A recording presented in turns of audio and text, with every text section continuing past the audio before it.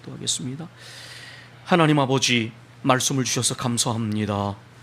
우리가 말씀을 읽고 묵상하고 그 말씀을 기준으로 삼지 아니하면 진실로 사는 대로 상황 따라 신앙생활할 수밖에 없습니다.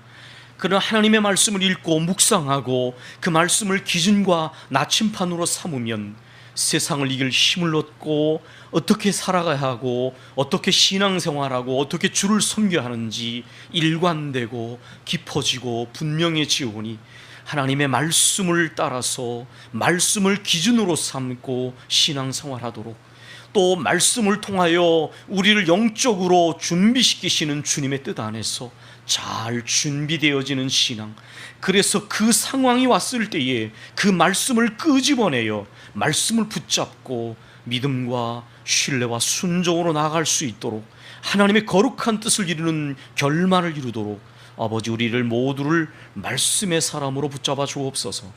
예수님 이름으로 기도했습니다. 아멘. 하나님께서 우리에게 주신 이 말씀을 통해 함께 은혜 주시길 원합니다.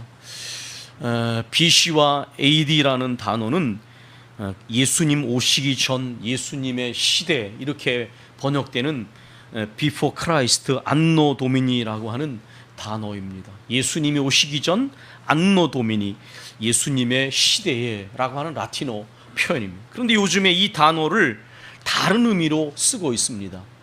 Before 코로나, 코로나 이전, After disease, 질병 이후에, 이렇게 사용하기도 합니다. 이렇게 BC와 AD라고 하는 단어를 코로나 이전과 이후로 그렇게 바꿔서 표현할 정도로 우리들의 일상이, 또 온 세계 사람들의 일상이 너무나 예상치 못한 모습으로 바뀌어졌습니다. 여러분께서 마스크를 쓰시고 예배를 드리시는데요, 여러분 이런 경험을 일생에서 언제 해보셨습니까? 길거리를 나가도 혹시라도 분주해서 그냥 마스크를 쓰지 않고 나갔다면 다시 집으로 돌아와야만 합니다. 왜냐하면 주위 사람들의 눈초리 때문에 마스크 없이 다니기가 어려운 것이지요. 그야말로 온 세계 사람들의 일상이 전혀 예상치 못한 방식으로 이렇게 변했습니다. 이제는 이 변화된 방식이 우리의 일상이 된 것처럼 느껴질 정도입니다. 어떤 특정한 지역이나 특정한 나라에 국한되는 것이 아니라 팬데믹이라는 그 단어가 의미하듯이 온 세계 사람들의 일상이, 심지어 예배드리는 우리들의 일상적인 모습도 이렇게 달라질 수밖에 없는 그러한 상황을 우리가 경험하고 있습니다. 신종 코로나 상황과 이후의 상황은 너무나 다를 수밖에 없다고 하는 것 때문에 우리 교회에서도 많은 고민이 있습니다. 우리 예수교 장로회 통합 측 우리에서는, 교단 총회에서는 얼마 전에 신종 코로나 상황을 어떻게 해석하고 대처해야 되는지에 대한 대토론회를 열었습니다. 제가 안양노회 정부통신위원회 훈련에 소속이 되어 있는데 9월에 신종 코로나 상황과 이후의 목회와 신앙이라는 주제를 가지고 목사님들과 장로님들을 모시고 우리가 어떻게 이런 상황을 영적으로 대처해야 되는지를 이제 우리가 함께 고민하고자 합니다. 아까 말씀드린 그 신종 코로나 상황이라는 대토론회를 하면서 저도 너무 두꺼운 책이고 또 학기가 끝나지 않았기 때문에 앞부분만을 봤는데 500페이지의 자료집이 나왔습니다.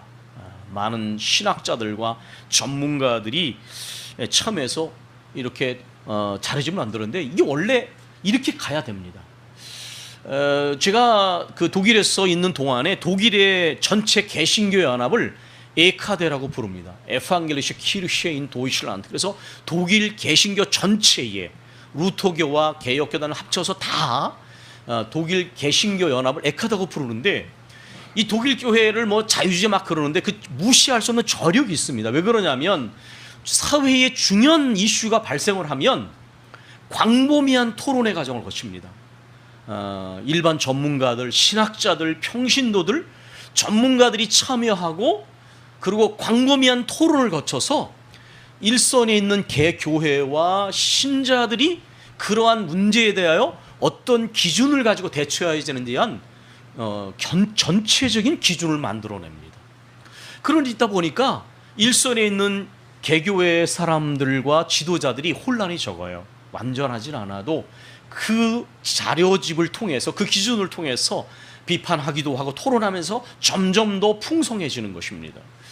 사실 한국교회는 너무나 많은 분파와 너무나 많은 교파가 있어서 때로는 중요한 문제에 대해서도 지도자들이 정반대의 견해를 내기 때문에 평신도들이 상당한 혼란을 겪습니다. 태극기와 촛불로 나눠지고.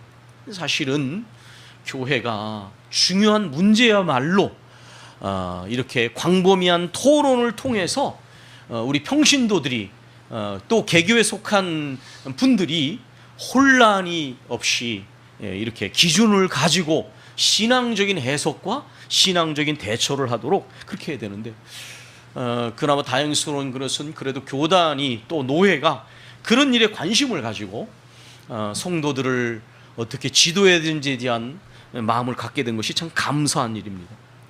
그 자료집의 초반부를 좀 이렇게 필요해서 이렇게 읽다 보니까 어떤 분이 그 서두가 되는 데다가 몇 가지 이 내용을 이야기를 했는데, 이 신종 코로나 상황을 통하여 깨달아야 될 것에 대해, 생각해야 될 것에 대해서 세 가지 논점을 이야기했는데 공감이 갔습니다. 어느 그 신학교 계열의 일반학부 교수지만 제대로 된 얘기를 했다 생각이 드는데, 제가 조금 표현을 바꿔서 소개를 좀 드리면, 뭐니 해도 뭐니가 최고가 아니다라는 것입니다. 다시 말해서 자본주의는 지나치게 물질 중심과 인간의 탐욕과 소비 욕구를 조장하거나 치중하는 그런 경향이 있습니다. 그러나 인간의 삶은 물질로만 가지고 살 수 없는 것입니다. 만약에 인간이 물질만 또는 탐욕을 추구하다 보면 어떻게 됩니까? 그렇게 되면 점점 인간의 삶이 악의다툼을 하게 됩니다. 강자 중심의 삶을 살게 되는 것이지요. 그러나 인간이 만약에 가치 있는 일, 의미 있는 삶에 대해서 생각하고 공동체가 그렇게 나가게 되면 삶의 방식이 달라지게 될 것입니다. 물질이 필요하지만, 돈이 필요하지만 그것이 주가 돼서는 안 됩니다. 인간을 위해서 필요한 것이죠. 그래서 우리는 가치와 의미 물음을 놓쳐서는 안 됩니다.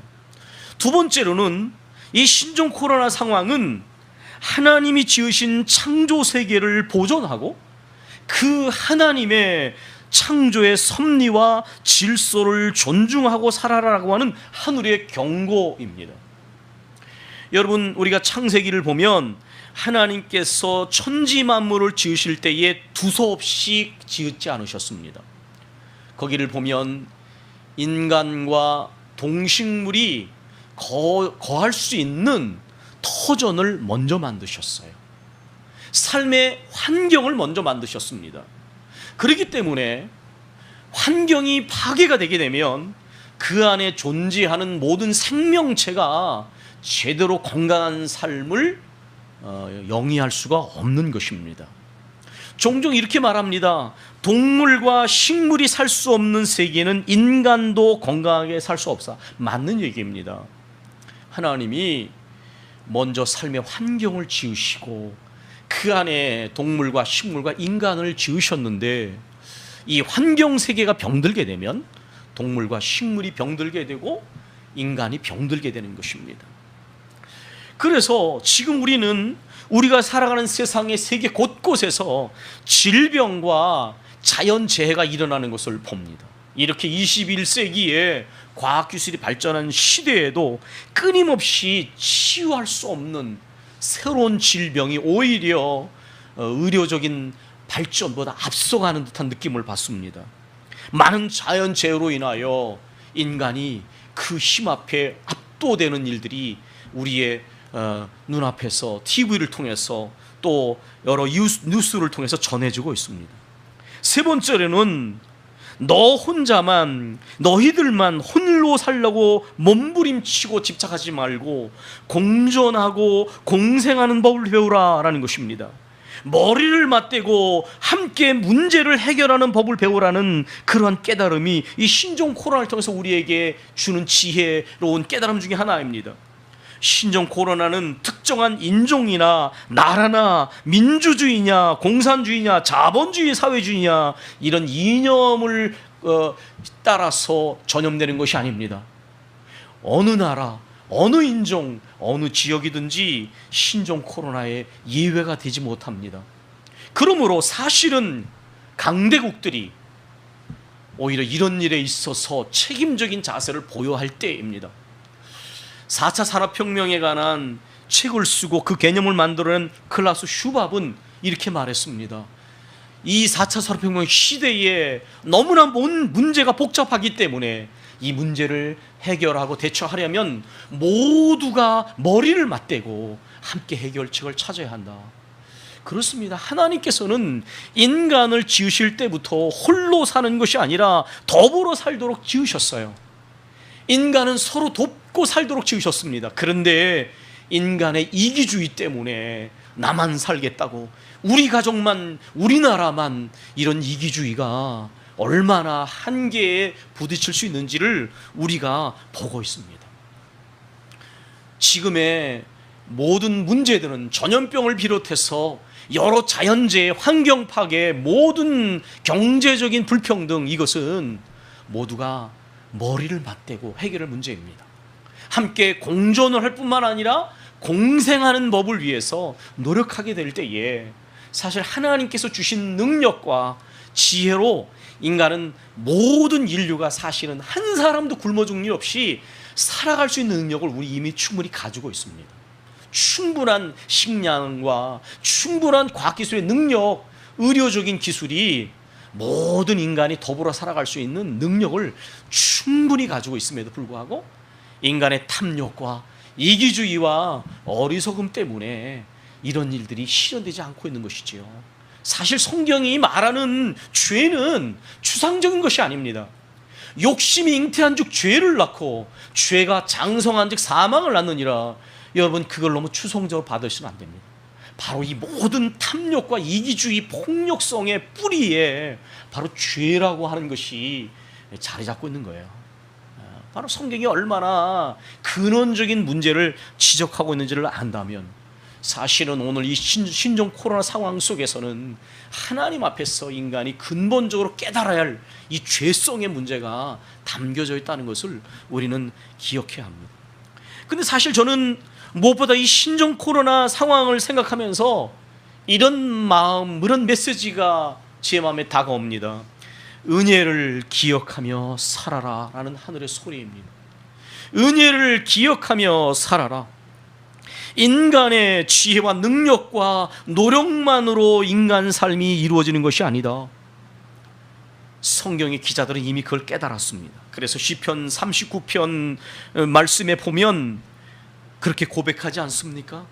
주여, 인생이라는 것이 하나님 앞에는 손넓이만큼 한데 그러므로 든든히 선 때에도 허사뿐입니다. 우리가 정말 문자 그대로 그렇지 않습니까? 2020년을 설계하고 계획하고 왔던 한두 달이 불과 다 지나가기 전에 어쩌면 이렇게 인간의 일상이 와르르 무너져서 평안 대신 불안과 공포와 눌림과 예민함이 사람들을 지배하고 있습니다. 시편 127편의 말씀, 여호와께서 집을 세우지 아니하시면 세우는 자의 수고가 헛되며 여호와께서 성을 지키지 아니하시면 파수꾼의 깨어있음이 헛되도다.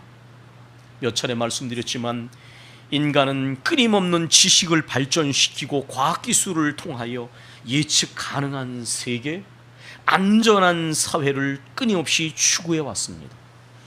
그러나 블랙스완의 저자인 나심 탈레베가 말한 것처럼 오히려 우리의 삶은 예측 불가능한 일들이 끊임없이 일어납니다. 아니, 근본적으로 보면 모든 것을 예측할 수 있고 통제할 수 있다고 하는 것은 인간의 커다란 오만이라는 것을 탈레브는 여러 번 지적합니다. 오히려 겸손하고 신중해져야만 오히려 이러한 위험들을 그래도 우리가 어느 정도 감지하면서 갈 수 있다는 것인데, 모든 것을 예측하고 통제할 수 있다는 자만심과 영적인 어떤 정신적인 태만, 오히려 이것이 대형 사고를 불러온다라는 것입니다. 여러분, 우리는 이러한 신종 코로나 상황 속에서 은혜를 깨닫고 겸손과 감사를 배우고 그 안에 살라는 하늘의 소리를 들어야만 합니다. 우린 교회의 중요한 행사를 할 때마다 늘 유사한 기도 제목을 가지고 반복되는 기도 제목으로 기도해 왔습니다. 하나님, 우리가 아무리 노력을 해도 부족한 부분이 있습니다. 아무리 우리가 채우려고 해도 모자란 부분이 있습니다. 그럴 때 하나님께서 모자람과 부족함을 채우시고 풍성케 해주십시오.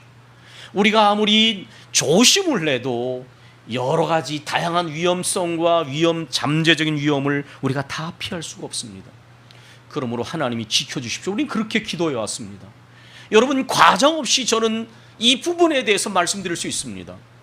우리가 나오는 8년 동안에 우리가 그 마음을 가지고 전심과 합심으로 기도했을 때, 하나님, 우리에게 모자람을 채우시고 부족함을 풍성케 하시고 모든 위험에서 막아주십시오라고 우리가 기도했을 때, 새벽에 기도하고 심야 기도에 기도하고 3일 기도에 기도하고 우리가 함께 기도하고 기도로 준비했을 때에 한 번도 그렇지 않은 적이 있었습니까? 우리는 항상 아멘, 할렐루야, 감사합니다. 하나님 이번에도 채워주셨습니다. 다소 뭔가 부족할 수 있는 그런 예측도 있었는데 하나님이 이번에도 채워주셨습니다. 이번에도 지켜주셨습니다. 언제 그렇게 귀결되어지는 고백을 하나님께 드릴 수 있었습니다.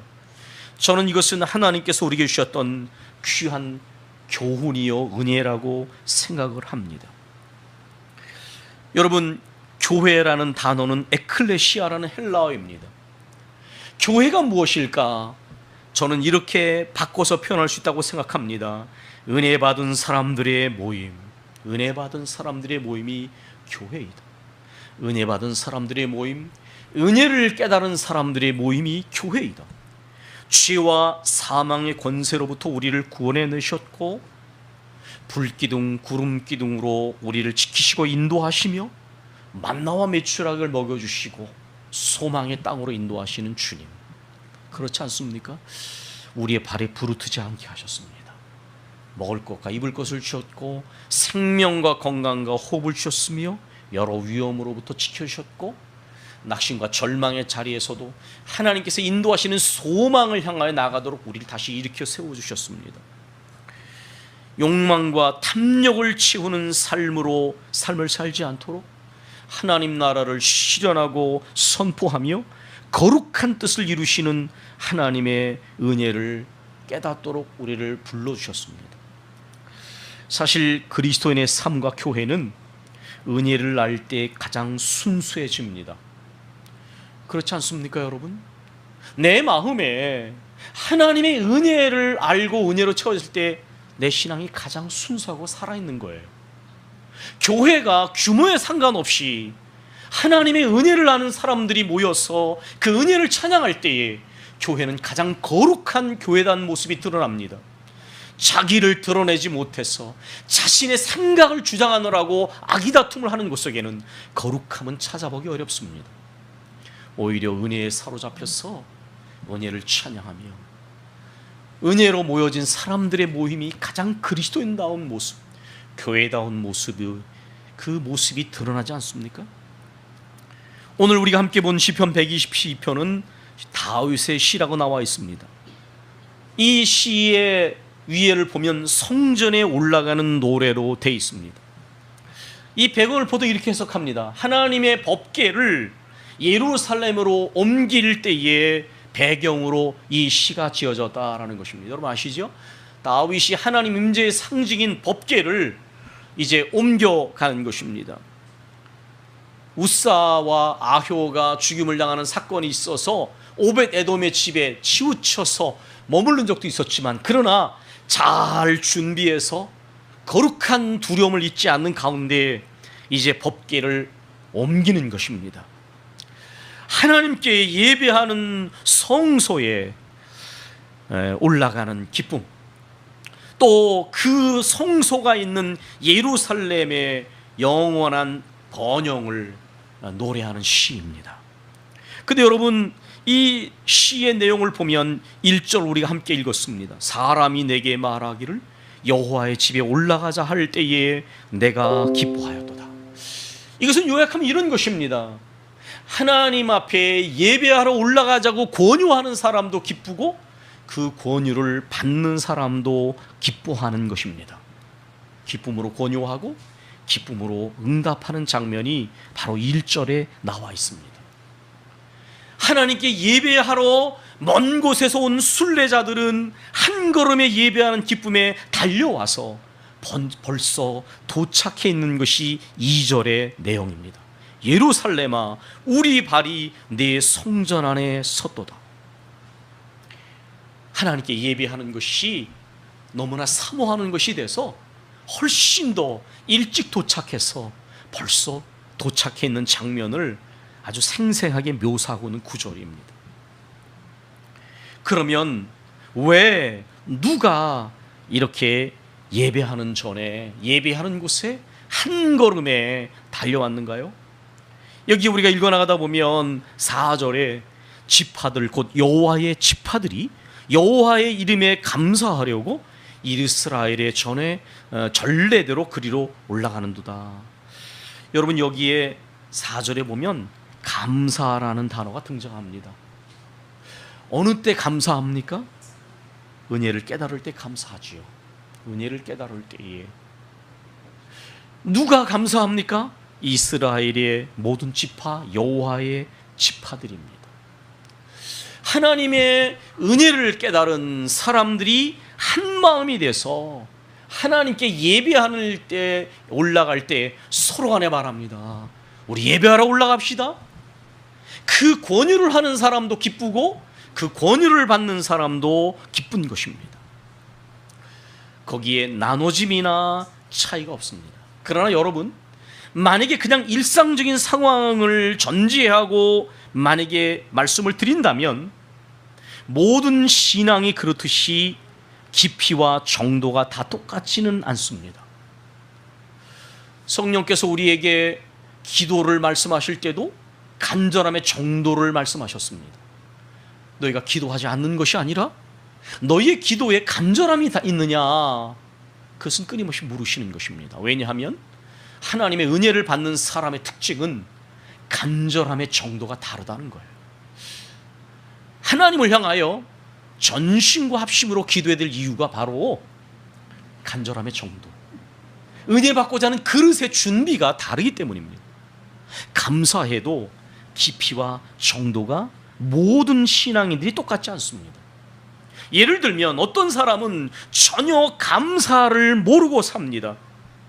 전혀 감사를 모르고 사는 거예요.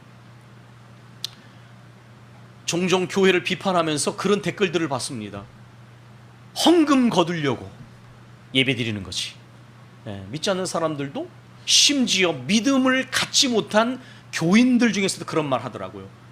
목사가 교회 운영하려고 예배 고집 부리는 거지. 뭐 반드시 틀린 얘기는 아니지만 그러나 그것은 아주 현실적인 차원에서만 얘기를 하는 것입니다. 하나님의 은혜를 모르면 그냥 감사가 전혀 나오지 않는 것입니다. 두 번째로는 위선적이거나 습관적이고 형식적인 감사도 있다는 것을 성경은 보여줍니다. 하나님의 은혜야. 그런데 마음에서는 내가 한 거지, 우리가 한 거지, 내가 한 거야. 그것은 사실은 솔직하지 못한 것이죠. 하나님의 은혜를 말하기보다는 사실 자기 공로가 더 크다고 생각하는 것인데 입으로는 은혜를 말합니다. 왜냐하면 그래야 멋있어 보이지 않습니까? 위선적인 것입니다. 또 습관적이고 형식적인 감사도 있습니다. 여러분, 우리가 조금 아까 4절에서 전례대로 이런 표현을 받지 않습니까? 전례대로. 이것은 이전에 전례가 있는 거예요. 예전의 회복에는 어떻습니까? 늘 그렇지만 형식적이고 습관적인 감사로 참여할 가능성이 있는 것입니다. 맥주 감사? 그거 매년 하는 거야. 추수감사 그 매년 하는 거야. 예배 매주마다 드리는 거야. 이번에 맥주 감사 이 정도 헌금 봉투에 준비해서 끝. 이것은 습관적이고 형식적인 감사입니다. 하나님 앞에 주신 은혜를 헤아리고 단전 1,000원짜리 하나를 드려도 하나님께 감사가 있죠. 그것은 진정한 감사지만은, 그래 추수감사 전년도에 이만큼 했으니까 올해도 이만큼, 그걸 나쁘다고 하는 것이 아니라, 만약에 우리가 전례를 따라 습관적 형식적으로 감사한다면 우리 감사의 깊이가 깊어지기 어려운 것이죠. 이 감사 속에는 깊이와 정도의 차이가 분명히 있습니다. 우리가 하나님께 드려야 할 것은 헌금의 액수가 아니라 감사의 깊이입니다. 감사의 정도입니다. 내가 동전 하나를 드려도 하나님께서 내게 주신 은혜가 감사하다면 그 동전의 무게는 10만 원짜리보다 더 무거운 거예요. 물리적인 무게를 말씀드리는 것이 아니라 감사의 깊이가 더 깊은 것입니다. 어거스틴은 하나님은 기도의 길이를 재시는 분이 아니라 기도의 무게를 재신다라고 말했는데, 하나님은 헌금의 액수를 헤아리시는 것이 아니라 감사의 깊이를 헤아리십니다. 그래서 과부의 동전 2닙을 가장 많이 드렸다고 말씀하지 않았습니까? 종종 우리의 생각과 하나님의 생각은 다릅니다. 우리가 바라다보고 있는 기준과 하나님의 기준은 다릅니다. 하나님께서는 진심으로 온 마음으로 드리는 감사를 받기를 원하십니다. 그런데 언제 이러한 감사가 드려집니까? 경험적으로도 그렇고 성경의 예를 보면 고난 중에 하나님의 은혜의 도우심을 경험하고 드리는 감사의 깊이는 아주 깊은 곳에서 올라온다라고 말하고 있습니다. 개인이든 공동체든 고난 중에 하나님의 은혜를 체험하고 드리는 감사가 아주 깊고 진실하다는 것입니다. 시편 107편에 보면, 오늘 우리가 교동문에도 일부가 인용됐는데, 거기에 보면 인근 각처에서 구원받은 사람들이 모여서 드리는 감사가 나와 있습니다.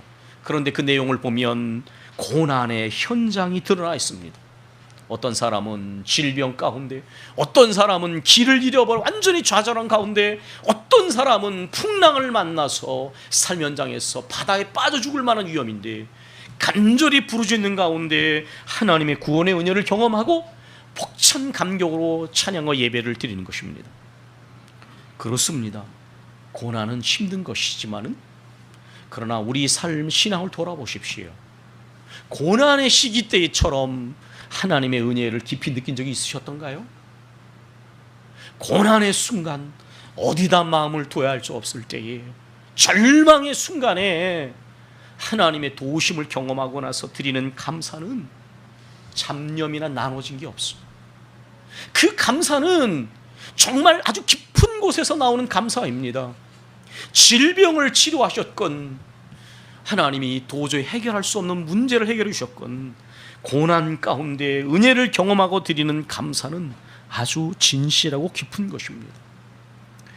그런데 여러분, 이 고난 중에 하나님의 은혜를 경험하는 것은 전환점이 되어집니다. 전환점, 터닝 포인트가 되어지는 거예요. 왜냐하면 그러고 나면 삶을 보는 각도가 달라지고 신앙의 근본적인 자세가 달라지기 때문입니다. 내가 이제까지 은혜로 살아왔구나. 지금 살고 있는 것도 은혜로 살고 있는 것이구나. 앞으로도 은혜로 살아야겠구나. 이렇게 느끼게 된다는 것입니다. 일상의 안정됨과 평안함이 우연이 아니었구나. 우리의 노력과 의지와 계획으로만 될 수 없구나. 일상의 평안함이야말로 하나님의 변함없는 사랑과 은혜와 돌보심이었구나. 이렇게 삶을 보는 근본적인 시각이 달라지는 것이 고난의 경험을 통해서 배우는 것입니다. 고난이 닥쳐올 때에 이제까지 평온했던 일상, 이게 정말 참 하나님의 은혜였네. 은혜로 살아왔구나. 이렇게 느끼게 된다는 거예요. 그래서 고난은 삶과 신앙인의 근본적인 안목을 바꾸게 됩니다. 여러분, 저는 이렇게 말씀드렸습니다. 은혜를 아는 정도와 깊이가 다 똑같지 않다라는 것. 때는 전혀 은혜의 감사를 잃어버리고 살고요, 형식적이고 습관적이고 위선적인 감사도 있을 수 있고요. 그러나 하나님 앞에 드려지는 감사는, 하나님께서는 진실한 감사를, 고백이 담겨진 감사를 우리에게 받기를 원하신다는 거예요. 신앙생활의 모습은 결국 똑같지 않은데 바로 이 은혜를 어떻게 해석하고 받아들이고 있느냐에 따라서 우리 신앙의 모든 모습이 달라집니다. 우리의 기도와 찬송 속에 간절함과 감사와 고백이 담겨져서 예배가 달라지는 것은 역시 은혜를 어떻게 받아들이느냐, 어떻게 감사의 모습. 내가 하나님의 은혜를 진심으로 감사하고 고백한다면 우리 예배는 습관과 형식의 예배를 벗어나게 될 것입니다. 마치 예배를 사모해서 벌써 달려와 기다리고 있는 순례자들의 모습처럼 예배의 모습이 달라지게 될 겁니다. 하나님을 향한 봉사와 섬김도 억지로의 상황을 벗어나게 될 것입니다. 주님이 주신 은혜가 이렇게 크게 감사한데 내가 오늘 내 몸이 건강해서 봉사할 수 있는 것이 감사한 것이지, 여러분, 일할 수 있는 거 감사한 거예요. 일할 수 있는 게 불평이 되십니까? 예배 드릴 수 있는 건강이 있고요, 일할 수 있는 건강이 있는 건 감사한 거예요. 그리고요, 감사하는 사람은 더 건강해집니다. 전 분명히 말씀드릴 수 있어요. 저도 때때로 보면 몸이 아프더라고요. 마스크 쓰고 다니까 힘들고 막 여기 쑤시. 그런데 여러분, 거꾸로 생각을 해보십시오. 감사 많이 해보세요. 찬송 많이 해보세요. 억지로 하지 마세요. 그러면 오히려 몸이 더 건강해집니다. 우리가 기도 안 한다고 해서 건강해지는 게 절대로 아닙니다. 더 많이 기도해 보세요. 그러면 심령은 육체의 병을 이긴다고 그랬습니다. 감사 많이 해보십시오. 더 건강해집니다. 기도를 쉰다고, 예배를 쉰다고, 찬송하지 않는다고 건강해지는 게 아니라 오히려 거꾸로입니다. 더 위축되더라고요. 이건 제 고백입니다. 더 찬송하고, 더 감사하고, 더 기도 많이 하고, 더 자원하는 마음으로 봉사하면 내 마음이 기쁘기 때문에 몸도 건강해지는 건데, 저는 우리 축복과 비전의 교회 성도들이 그걸 배우셨으면 좋겠어요. 그걸 체험하셨으면 좋겠어요. 기도를 쉰다고, 내가 뭔가를 안 한다고 건강해지는 게 절대로 아닙니다. 오히려 하나님 은혜를 감사하고 예배가 살아나게 될 때에, 찬송과 기도가 살아나고 봉사와 섬김이 기쁜 마음을 하게 될 때에, 내가 봉사하고 일할 수 있는 것이 감사가 될 때에 저는 믿습니다. 우리의 몸과 마음과 영혼이 더 건강해지는 것입니다. 연약한 부분을 이길 수 있는 에너지가 우리 속에서 솟아나오게 되는 거예요. 여러분, 하나님의 은혜를 우리가 통해서 그런 감사가 우리 안에 회복되어야만 합니다. 신종 코로나 상황을 통해 일상의 평안함이 깨어졌습니다. 일상과 위기를 놓고 보면 일상이 훨씬 더 시간적으로 깁니다. 그러나 감사의 깊이와 정도를 놓고 보면 위기 속에서 오히려 감사가 훨씬 더 강력해지는 것입니다. 아까 말씀을 드렸죠. 은혜로 살아왔구나, 은혜로 살고 있구나, 은혜로 살아야겠구나.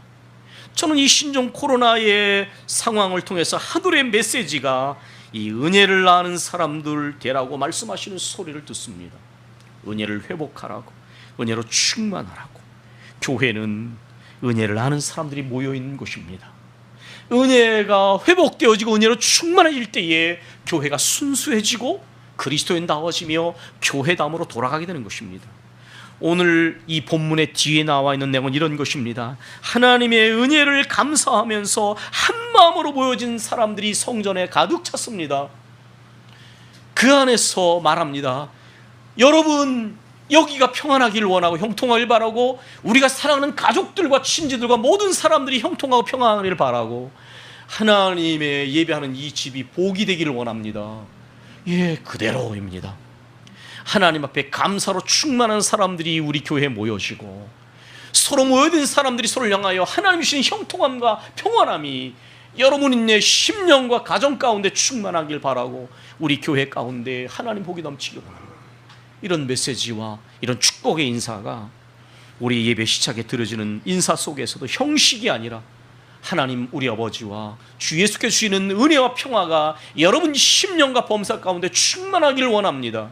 우리 교회 가운데 충만하기 원합니다. 이 인사가 감사의 회복을 통해서 우리 가운데 이루어지기를 바랍니다. 이번 추수감사절 예배를 드리면서 여러분 첫 열매를 하나님께 감사하지만 우리에게는 지나간 시간들 6개월을 감사하는 것입니다. 우리 장로님 말씀하신 것처럼 오순절절 우리가 성령 강림절이 따로 있기 때문에 그런 메시지를 드리지 않았지만 사실 성령 충만이 다른 것이 아니라 하나님의 은혜로 가득 차서 주님의 온전한 신뢰와 순종으로 그 다스리심 속에 들어가게 될 때에 성령의 역사는 일어나는 것이지요.